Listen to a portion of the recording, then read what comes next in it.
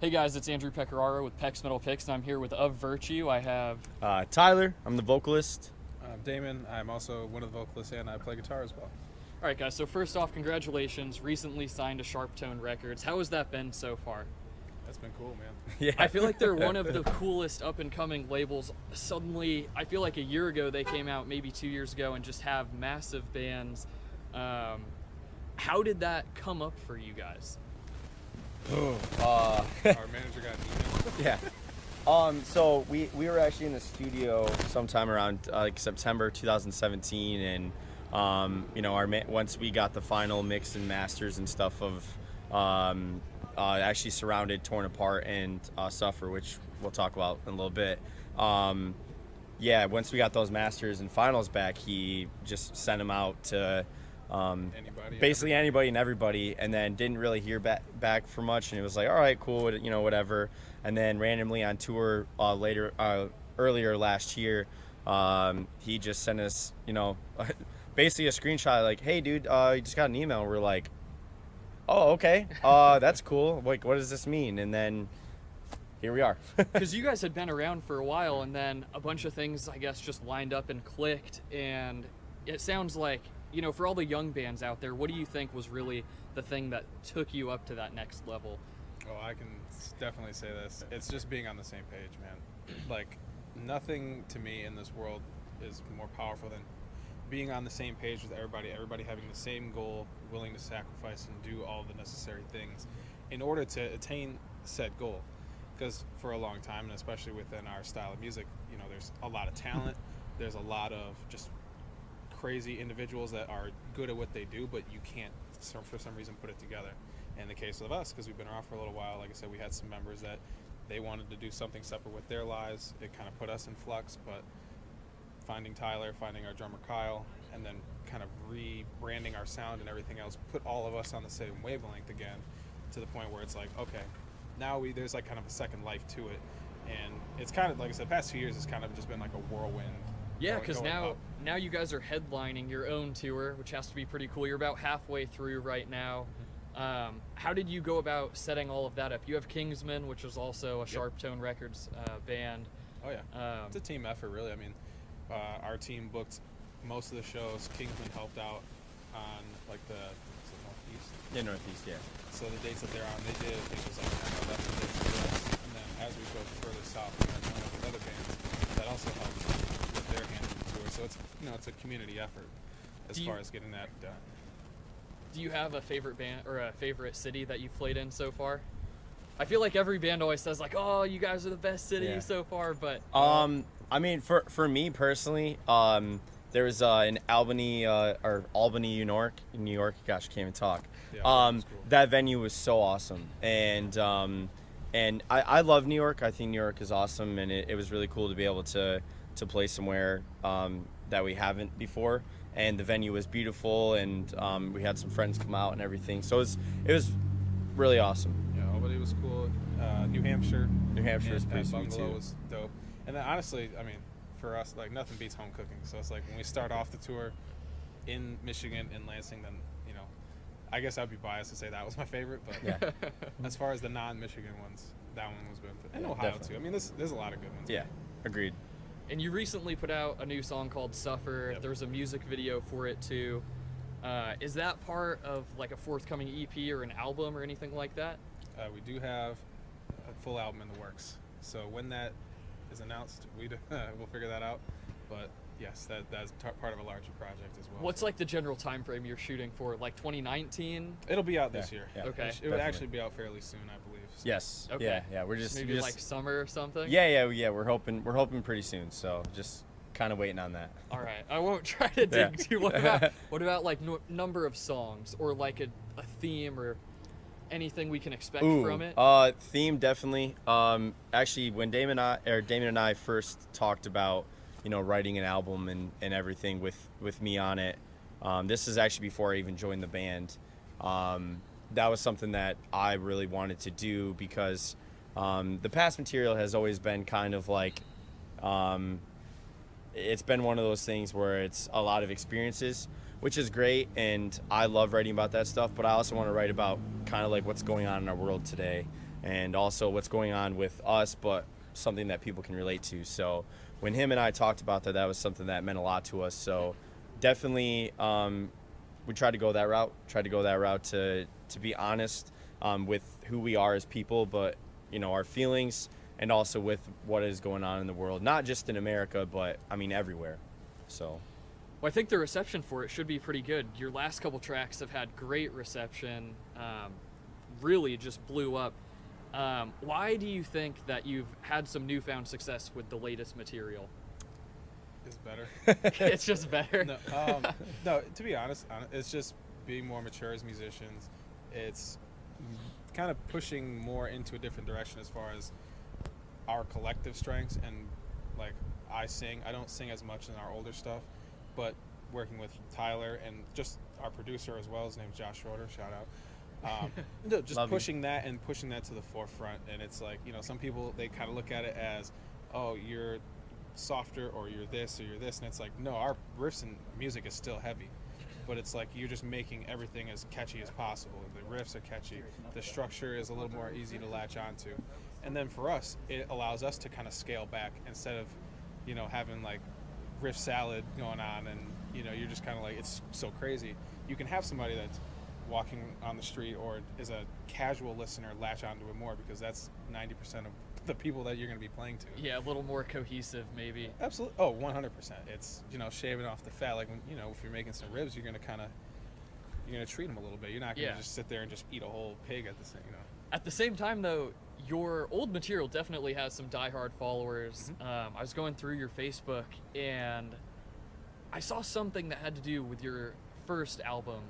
Mm-hmm. Not a reissue, but anyway, just you guys have been a good band for a long time. I feel like you're discounting your earlier material. I think this new stuff is great too, but not at all. See, the cool thing about our old songs, and I speak from this because it means the world to me to this day, because without that stuff we would not be here. But like anything else, it's like that was a chapter in a book. You can choose to revisit that chapter at any point in time that you like, but we have taken steps. We are different people. It's like I'm not in my early 20s anymore. Neither is the rest of the people that were involved with those projects. So it's like it would be foolish for us to try to keep rehashing that, or do it when our heart's not into that right now, or could be ever. And it's like, it's just growing and basically finding something else that suits better to you. And especially for him, Tyler has a range. He has a specific thing about him that he can do our old songs, but they're not his songs. So we had to have something that's specifically designed for him, and then we work around it as well. So right, you guys have been around for a long time, and not only have you sort of adapted and changed with the times and improved, but I feel like metalcore as a whole has sort of changed. And I have my own opinions about the current state of metalcore, some good and some bad, but you guys live this every day, and this is the genre that you're, fully in and surrounded by. So what are your thoughts about the general state of the scene right now? Honestly, the best way to put it is that just basically what Damon just said. He's not in his early 20s anymore. He's grown, and I think the genre has grown as well. The perfect example is Bring Me the Horizon. I mean, they went from Pray for Plagues, Suicide Season. Yeah, exactly. We went from that to now Ammo or Ammo. I'm terrible with but we went from that, and at the end of the day is they're tapping into a different genre. They're tapping into something different. So I wouldn't necessarily count that as metalcore, because that's not what they are anymore, and that's fine. And I think that's why for us, when we sat down and tried to figure out what direction we wanted to go, we were like, let's play music we want to play. And I think that's where the genre has gone to, because there's so many different styles of it. There's you can go from We Came as Romans to North Lane to what Bring Me's doing to Parkway, that's still doing kind of like a traditional metalcore kind of thing, but with the dad stuff with it. That's rock. Exactly what I was gonna say. I love it. The I love arena that stuff. rock. Yeah. And that's the thing. It's like, and I'll even take it a step further. It's like when I got into the, I guess you'll call it quote unquote metalcore. It's like you had old Norma Jean, Killswitch, As They Lay Dying, Unearthed, like that old New England metal, Lamb of God, Chimera, the super metallic, it's more metal. than anything else. And it's like, even from that point, it's like everything's grown. It's just, to me, there's more experimentation, there's more melody, there's just more. It just feels like it's more of the evolution. Nothing's inherently better or worse in some ways, maybe the production values, but not to get like too down the rabbit hole, I feel like a lot of the big bands have sort of like branched off in their own way into something that's like a little bit softer. And for you guys as a band that's, on the rise right now, trying to, get to the levels of like old, like of Mice and Men and stuff like that, do you feel like you're sort of having to pave your own path this time? Because I feel like you have bands like Crown the Empire and The Word Alive, Memphis Mayfire, We Came as Romans, a lot of like the big guys who, maybe it would be, they don't play that music anymore. It'd be hard to like get on a tour and have them expose you to new people. I feel like these younger bands, they have to blaze a new path for themselves. Yes, or blaze a path for yourself, or just be really good at what you do. Because at the end of the day, it's like we're all doing a version of something, and it's like even if people think quote unquote like metalcore or whatever you want to call it it's in a lull or this or that, there's always going to be a band that'll come along that will be, they'll take everything from that, just do it extremely, like a Parkway Drive. Like Parkway didn't reinvent the wheel, but they're one of the biggest bands in the world because they do it really well. And kind of funny that you mentioned the Word Live, or those bands, like, yes, they kind of have strayed away from it in some years, but now you see a lot of like the 10-year stuff, or people that kind of go back to some of their older sound or some of their older releases, and Mice and Men's new song is pretty heavy. They just put it out I think yesterday. We just listened to it today. It's awesome. A lot of Jamie's Elsewhere feels I like love Aaron Pauley back in the day. Jamie's Elsewhere I love them. So good. So one of the things that I thought was really interesting preparing for this was Surrounded, another recent song you guys put out, hit 1 million plays on Spotify, which is massive in its own right. I thought it was interesting because the music video on YouTube has 200,000 plays, and I sort of have felt this shift away from YouTube lately and towards Spotify and other streaming services. As a band, how do you address that? Do you feel that shift too? Absolutely. Oh, definitely. Okay. I think the easiest comparison is like let's say you go to a grocery store and then you have a convenience store. You buy a single drink, it's going to be $1 or maybe like 70 at the grocery store. It's $2 at a convenience store, So it's like, if it's convenient for you, it's probably going to be a little bit more. But there's a lot of pros with that. It's closer.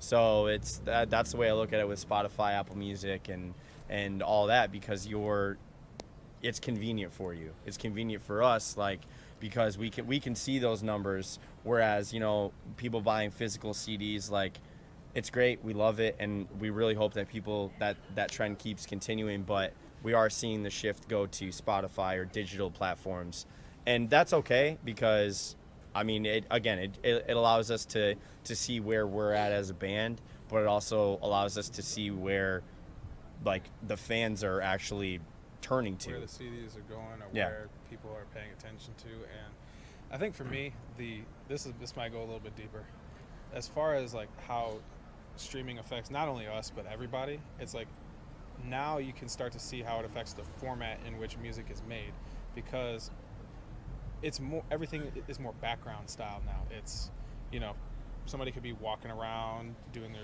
laundry, this, that, and the third, and may not want to pay attention to this, but it's in what way are you going to be able to get their attention to snap them out of, oh, this is just something that's occupying, No, I totally agree with you. This is part of an article that I'm writing, and it has to do with, I think the streaming services are encouraging more passive listening. Yeah. And I think that is just changing it in certain ways. I won't go into it too much here, but yeah, really interesting to hear that you guys sort of feel the same way.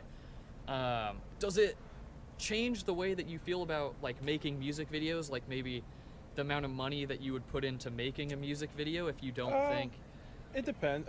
For a band like us, there's always, if you're going to do something that's a visual medium, I feel like you should still spend accordingly, because at the end of the day, it's still a representation of your band and your product. So if you have something out there, if you have a music video that looks bad, and then you have song that's doing well streaming, it's still, there's going to be some dissonance there where you're like, I don't really know what's going on.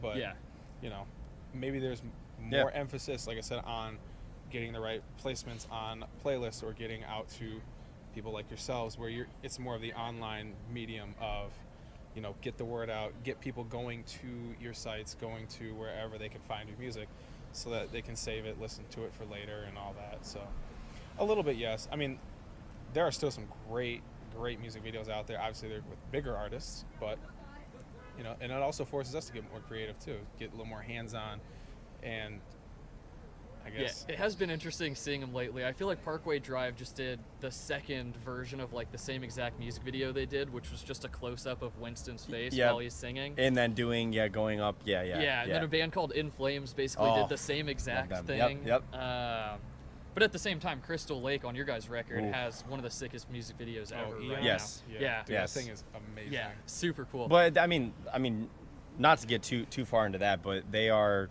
a wonderful band. You guys should really check them out. They're great guys. They're honestly about to take the storm, and I'm so excited to see them. And you know, I honestly can't wait to see where that goes for them. Honestly. Yeah, their new album just came out today. Yes, actually. it did. Yes. You need to go check that out. Yeah. All right, guys. So you know that's all I have. Is there anything you want to say as we wrap up to the fans? Anybody out there listening? Speaking of the Word Alive, we are actually going on tour with them in Europe. In April and May with them. It's their 10-year anniversary tour of them being bands. It's going to be awesome. Make Them Suffer, great band. And then Aviana, which which they're awesome as well. They're kind of like a North Lane type-ish band. We played with them in Sweden back in the summer. So we've played. We're honestly super excited for that. And then also we do have a couple weeks left of this tour. Hopefully people will come check it out. And expect an album very soon from us. All right, I'm just going to pretend like I didn't say it might be hard to get on tours with bands like The Word Alive because I didn't know that. Yes, yeah, we just announced that, so. Cool, guys. It's still hard. Damon, anything from you? Virtueband.com. Check us out. Spotify, listen to Suffer, Surrounded, Torn Apart, all of our music because that's what pays our bills. And buy some merch, please. Thank you. Yeah, buy some merch. Bye. Thanks a lot for your time, guys. Thank you. Make sure you guys check them out. New album coming out soon and a new tour coming out soon, too. Yes. So, all right. Thanks, guys. Peace out.